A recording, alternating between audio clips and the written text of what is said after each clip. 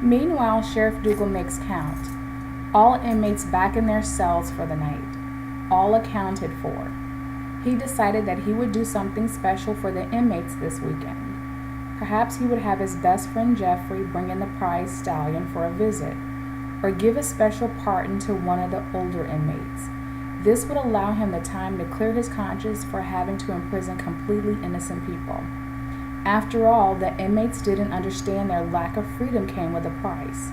Janice's excellent grant writing skills allowed the town to bank an unfathomable amount of federal funds for the upkeep of the jail. The town's board chose those that would become permanent inmates by their actions while they were children. It saved the townspeople from becoming victims, and not to mention the profits that the town saw. Jeff will be in this weekend. I'm sure you'll all appreciate that. He heard faint mumbles and moans in the background. Sheriff Dougal laughed. They knew that seeing Jeffrey meant they would have outside privileges, even if for just an hour. But also it meant that someone would be given a chance to return home, until it was decided that the inmate had to return. Sheriff Dougal dimmed the prison lights for the night and began to prepare himself for the next day's work. It's 4 a.m. and Janice leaves her home with little Timmy in tote. Another day at the town office where she worked as the only clerk. The main advantage to being the only town clerk was that she had the freedom to leave and see Timmy whenever she wanted. As she dropped Timmy off at the caregiver, she felt a sharp, twisting pain in her abdomen. Almost in tears, she staggered to her car and placed her head on the steering wheel. Perhaps it was the many pregnancies that she had endured. She held her stomach, wishing that no one else would ever have to feel the pain that she felt. Sometimes having to part with a child that was intrinsically hers, shared her DNA and her habits, shattered her. She thought that only she could imagine what that felt like. Driving to her office, Janice wondered if she should call someone or set up some type of backup emergency plan just in case something happened to her and she wasn't able to pick up Timmy. She was his only lifeline, and she did not want to imagine what would happen if one day she could not be there for him. Janice's work phone suddenly rang and awakened her from her daydreaming thoughts. It was the sheriff. The aching pain in her stomach had suddenly subsided. Janice, I have some disturbing news for you. I know how much you have done so far to get your life back to normal since you adopted Timmy, but the board received a surrogacy request, and we are in need of your help again. Janice nearly dropped the phone as panic consumed her. She had no words to say and could not believe that someone else had not been chosen to be a surrogate. She leapt from her desk and grabbed her purse and keys and headed to the only person that could give her some type of reassurance. Miriam. Miriam was disgusted at the thought of her best friend being pregnant. The months of nausea, worrying about her mentally challenged son, maintaining her life with a sense of normalcy as she had done for the many years since her last request. Her friend deserved better. The phenomenal woman that she was, she commanded better. After all, there couldn't be a more sincere, kinder, honest, and loyal woman than Janice. Maybe that's the reason she was chosen. She did all that she could to remove the thoughts of Janice's surrogacy assignment from her mind. She and Sheriff Dougal were scheduled to have brunch the following day, and she wanted to prepare herself for this meeting. It would have been nice if Janice could have made it. Thinking about her in the horseball player perked Miriam up. It had been a long time since she saw the sheriff. Although she knew better, it felt like she was readying herself for a date. Early Sunday morning, Sheriff Dougal and Miriam arrived at the hotel for brunch. The hour in the hotel's restaurant seemed like an eternity as Miriam was being grilled by the sheriff. "What's been going on around town, Miriam?" "I'm not sure what you mean, Sheriff. Everything is just as it always has been. I was actually hoping that we could have a civilized lunch and discuss the upcoming horseball match." He had been questioning her since their arrival. Sheriff Dougal comprehended nothing that Miriam said. He wanted to hear what he wanted to hear, and that was that. The conversation escalated to the point that Miriam could take no more of his torturous tactics. Okay, that's enough, Dougal. We have absolutely zero to discuss. At this point, I'm not even sure why you invited me here. It sure was not for a relaxing lunch. The other diners in the restaurant could hear Miriam as she expressed her frustration to the sheriff. Each one could feel the tension and wondered if there was something more between the two. After all, they were in a cozy and secluded part of the restaurant, far from other diners. The gossip that would become of the situation began to rise at that very moment. And you have the nerve to question me when you gave the approval to ruin Janice's life? This is supposed to be one of the chosen, and instead you are completely fine with throwing her beneath the bus again. May God grant you mercy for your decision. Miriam abruptly excused herself from the table. As she walked towards the exit, she noticed the glares from the other townspeople. She brushed her hair to the side and attempted to relieve herself of the anger that she had built during her short time with the sheriff. He was a good friend to her. Maybe that was why he thought he could push her the way that he just had. This made Miriam realize that she did not have the cushioned life that she once believed. Anything that she had, like Janice, could be taken away at any given moment. Miriam could not wait to get home to bury her head in her pillow. She could feel the town's tension and hear the whispers and gossips of her neighbors, for she knew quite well that once the rumor mill began, it would take angels to help her pass through the storm. Another day at the local market, I see. I've pretty much finished all that you wanted me to do for the day. I'm tired and would like to go home if that's okay with you. Abby felt a rush of concern overcome her the moment the words left her lips. She appeared cold and distant. Miriam saw Abby's face for the first time. She was a quiet, gentle, and even-tempered woman in her early 40s.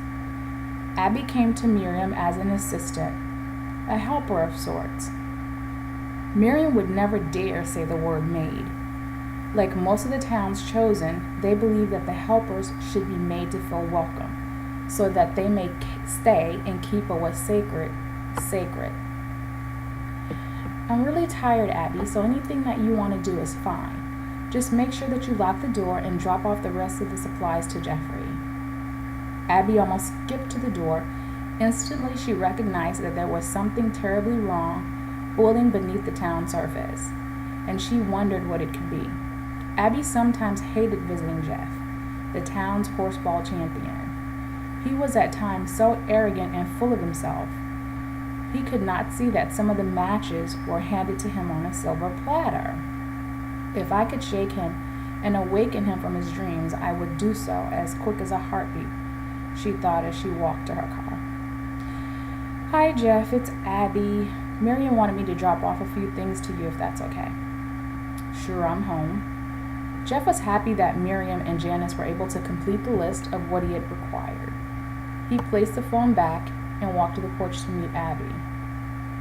Jeff's home was one of the more palatial homes in the town, with huge white columns and an extended wrap-around porch that encompassed almost the entire girth of the home.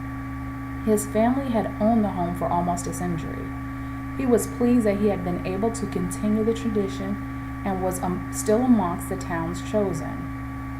Jeff had been entrusted with many of the town's secrets, like how the town survived without any outside influences. There were no employers, employees, companies, or such. Just people. Many days he wondered if there could ever come a time when NiAngy would cease to exist. The federal money was enough to bring in the 5 weekly truckloads of goods they needed to keep the town successful. Almost on a barter system, that the needs of the town had not outpaced their supply. Yet. As Jeffrey relaxed in one of the gargantuous rocking chairs in the porch, he could, for the first time in a long time, feel the northwest breeze amidst the hot summer sun. It made him feel powerful, as if he could conquer anything imaginable. It brought back memories of his teen years running the horse ranch. His only thoughts were of his family and how he had no choice but to remain to be one of the town's chosen. It was a very stressful time for Jeff because he had to pass many of the tests required by the board to become a chosen. Jeff's parents constantly reassured him that as long as he remained active in the community and stayed under the watchful eye of the board, he would always be safe, even if it meant that he would be sent into servitude. Jeff decided that he would become closely knit with those that were helpers, just in case he would need their help in the future. He looked up at the sky, his noticeably handsome face showing a slight discomfort because of the sun. Oh, how many women of the town wished that he would choose them. Along with the burdens of being selected, Jeff had matured beyond his age. He found comfort in knowing that he would be okay with whatever his future held. His arrogance made him want more in life. Along with the town's secret, he kept a few secrets for himself, that one day he would change the traditions single-handedly. As Abby drove down the long dirt road, which was the palatial driveway, Jeff laughed hysterically. He knew how much Abby hated to visit, how she would have to immediately visit the car wash because of the red clay dirt that he always laid as a foundation. Using his hands to feather away the tracks of the dirt from Abby's ride to his home, Jeff stood to meet her. I have the supplies in the back of the car. The trunk, I mean. Great. I am so excited that we finished for the month with the supplies. Jeffrey hurried to the back of the SUV. Abby exited the car, leaving the engine running. She wondered if he would act like the superhuman that he was and lift everything alone, or if he would call for help. Just as the thought escaped Abby's mind, Jeff's help darted around the corner. Guessing he could hear Abby's long drive up the palatial driveway. As the last of the staples were removed, Abby knew she needed to let Jeff know that there was something going on in town. I just wanted to say thanks for waiting for me. I didn't know that I would have to come out here so late in the afternoon. After all these years, Jeff was still single. Probably his confidence that he could accomplish anything he wanted. Many believed that he would marry once his life was a little more stable. Abby used embellishments to garner Jeff's attention. She could not directly mention to him that there was a problem. She wished that he would ask. I left work early today, hoping for a little relaxation. Oh, really, Abby? Jeff didn't really care at the moment. He was still elated. Want to have a glass of tea? It is hot and you don't have anywhere to go, right? Abby almost fell at the thought that he would ask her out. No, he only meant a glass of tea. Sure, she thought. I was thinking about swinging back by work to see if Miriam is okay. She was a little disturbed this afternoon when I left. I know she had brunch with the sheriff, but she was extremely depressed when she arrived home. Jeff grew a little concerned. He had just spoken to Sheriff Dougal the other day about going to the jail tomorrow, and he hadn't mentioned that there was anything wrong. I will check into it, Abby. Don't worry. There was a long pause between the two, and Abby wondered if there had ever been a time in the history of the town that the two sides, an assistant and a chosen, could meet. Janice's phone rang as she sipped on her Coke float. She loved to see the melted ice cream lather in her cup during the summer months. This was the only time of the year that she could actually enjoy one of her most favorite drinks. She took another sip of her float and picked up the receiver. It was Chuck. Hi, Janice, honey. His voice sounded especially dreamy. How are you? You were on my mind this morning and we haven't really spoken, so I thought I would call. I'm doing as well as can be expected. I have some things coming up soon, so I don't know if I will have much time for anything else. I hope you can understand. Chuck could hear worry and sadness in her voice. He wasn't sure what could be bothering her. From what he knew of her, her life was a simple one that he could appreciate. Chuck owned a mid-sized construction firm that had been extremely prosperous over the years thanks to his networking skills and his many connections. Chuck was interested in Janice because she possessed something that he longed for. She had never experienced romance. That was something that was hard to find in his inner circle. They shared many phone calls but rarely met outside of her random appearances at his horseball matches. She was a very quiet woman, beautiful with a very real and caring heart. He could sense that from the moment that he met her.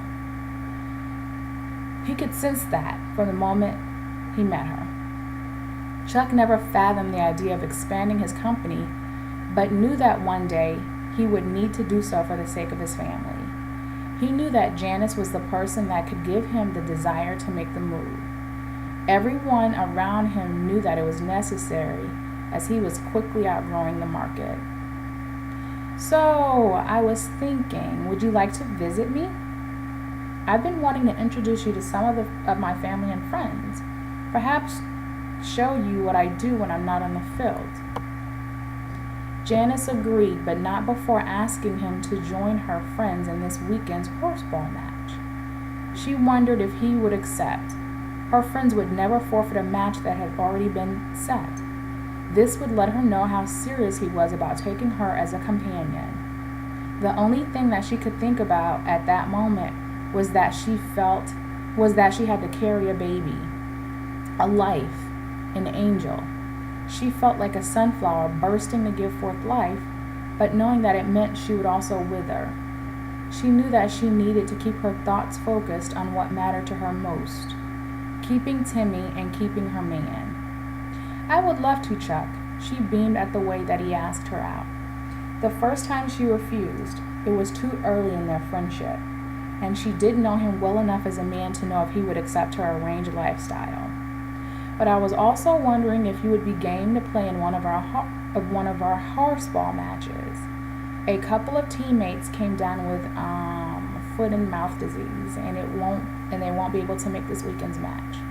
I was told ahead of time and assured the captain that I knew someone that may be interested. There was a pause. Chuck was still concentrating on her visit and had already begun to make plans. Oh, foot and mouth? Chuck laughed heartily that she could be so silly in this moment. Is it catching? He chuckled at the thought of his own wittiness. Catching? Did you get it? No, I didn't. Janice thought for a moment. I just asked you on our first date. Catching? Get it? Oh, very cute, Chuck. I guess that means yes. It does. At that moment, Chuck didn't care that he would be disappointing a few people. He would try his best to make it up to them later. After all, he had a penchant for buttering people up. He had built his company's name by his ability to randomly charm a person, and he couldn't think of one single person that would not understand his reasons for missing one match. Besides, Janice was loved at the horseball field. Janice's thoughts of Chuck and their weekend getaway was interrupted by another call. It was a neighbor from many moons ago. She didn't know if she should ignore it. She was in a good mood for the first time in days, and the last thing she wanted to do was have someone mention her next surrogate assignment.